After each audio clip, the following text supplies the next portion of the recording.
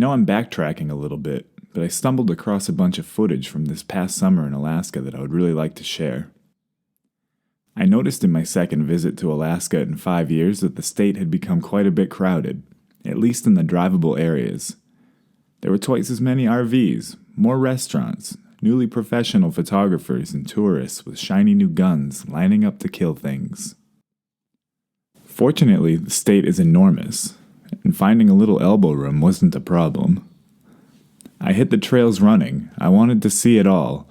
As I looked out across Hatcher's Pass, I realized it's going to take more than a couple visits, and I'll probably need a bush plane. I stomped every trail I could between performances. Last time I was in Alaska, I left regretting not spending enough time in the woods. This time I got to know the plants and the sky. I bathed in the wild beauty of the northern grandeur as the filth of the figurative highways of my life was cleansed by the winds of the most inaccessible wilds. Fireweed is the ultimate symbol of the dearly treasured and celebrated northern summer. The shoots can be harvested in spring and are loaded in vitamin C and beta-carotene. Fireweed has antispasmodic properties, useful in soothing asthma, coughs, and intestinal issues. It was also used by the native people as an anti-inflammatory and anti-irritant. They make an exceptionally tasty trail snack, and in my opinion their beauty and elegance is paralleled by no other flower on earth. They act as a reminder of how short these northern summers are, an hourglass in the form of a flower. The flowers bloom from bottom to top on the stem. When the flowers have reached the top, summer has peaked and winter begins its long return. Although forget-me-not is the state flower of Alaska, I believe fireweed is a true symbol of this land, and I think most locals would agree without hesitation. I played over 60 shows in Alaska this past summer, in almost every town reachable by car. Alaskans are some of my favorite people to perform to. They really seem to relate to the nature-driven, less-is-more attitude about my music. I had some very positive and memorable shows this time through, but I didn't drive 7,000 miles the long way to Alaska to play music. I went for the wilderness, for the wind, for the towering mountains, the great north, true isolation, the horrifying stillness and silence. There's no Wall Street here, no bills to pay, no sirens or barking dogs, no PC police. Urinating on a tree isn't punishable by imprisonment. No arguing neighbors, and certainly no alarm clocks. No regrets about yesterday or fear of tomorrow. Just staying alive, right now, a priority that seems to slip away so often in this modern world.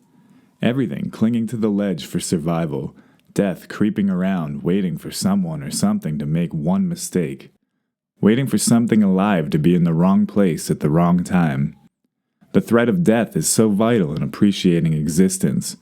A regular reminder that it all ends so soon is a crucial ingredient in tasting how sweet existence really is. I hiked through Crow Pass starting in Girdwood. The terrain was breathtaking. Snow and ice-capped alpine peaks reaching into the celestial Alaskan sky. Tiny wildflowers scattered throughout the vibrant green tundra bed. I felt as far away from the rest of the world as I had ever been. It was cleansing.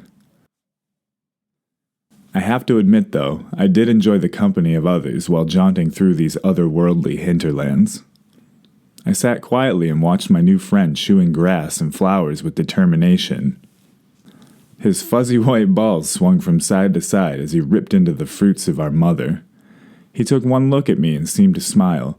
Then he pissed into the river with an indifference that I could relate to. Sitting under the lethargic and leisurely cumulus, I declared him my best friend, aloud, to all of Alaska and beyond. He had a vacant look in his eyes, but was somehow a master of existence. No redundant gibberish spewed from his mouth ripe with incessant longings for egoic recognition from his peers.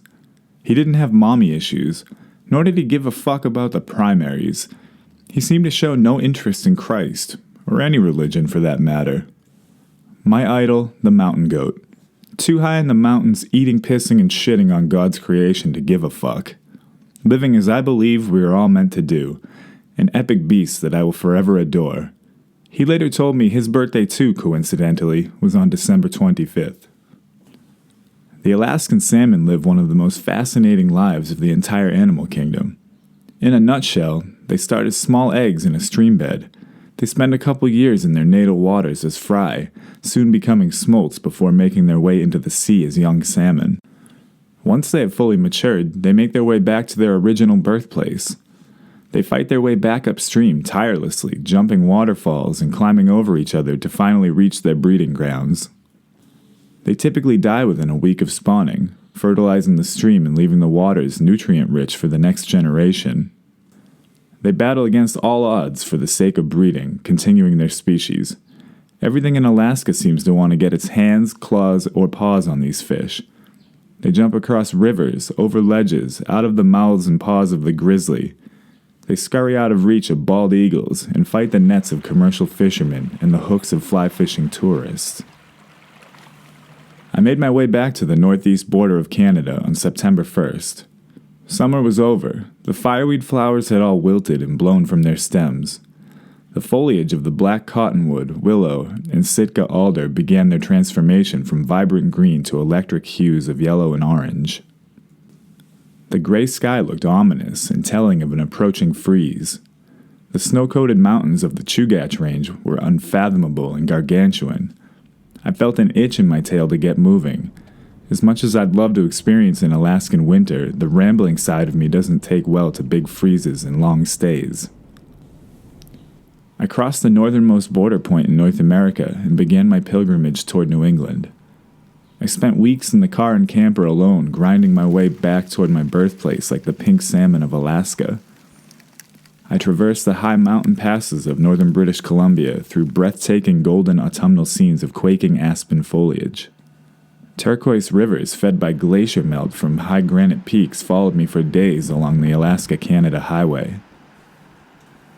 I looked back in my rear view at all that was behind me, 25,000 miles in 6 months, 122 performances. A certain feeling of vacancy came over me, much like my best friend of the mountains. Had I too become a master of existence, or just a master of wasting time? Is there even a difference? One thing is certain. My pilgrimage remains unending, both on land and through space. That's going to do it for this episode of Free, Wild, and Restless. There's a 30-day tour through Italy and Switzerland around the corner, and a 2-month tour in the U.S. Check the website for tour dates in your area. Make sure to like the Facebook page for updates about this show. Stay wild and free, y'all.